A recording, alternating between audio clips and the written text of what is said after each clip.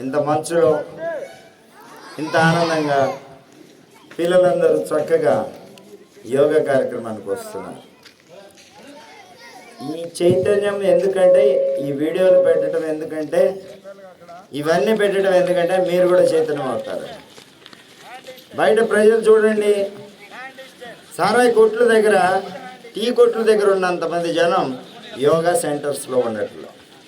ఈ దౌర్భాగ్యం నుంచి బయటికి రండి, దౌర్భాగ్యం నుంచి బయటికి రండి, దయచేసి చెప్తున్నా. ఈ చిన్న పిల్లలు ఇంత మంచులో ఇంత చలిలో యోగా కోసం పరిగెడుతున్నారు. మనం మాత్రం ఎత్తుక్కొని జంక్ ఫుడ్స్ తింటున్నాం. టీ కొట్టు దగ్గర 50 మంది ఉంటారండి పొద్దున్నే. ఆ మటన్ కొట్టు దగ్గర 50 మంది ఉంటారండి. మా యోగా సెంటర్లో 10 మంది ఉంటారండి. ఈ దౌర్భాగ్యం ఏంటో అర్థం కాదు. దయచేసి మారండి, లేదంటే ఇక మల్టీ స్పెషాలిటీ హాస్పిటల్స్లో ఉంటారండి. వేల మంది ఇసుకేస్తే రావట్లా.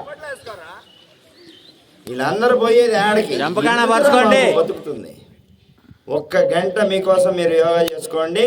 20 ఏళ్ళ నుంచి నా కంఠశ్వాస ఇదే. నమస్కారం.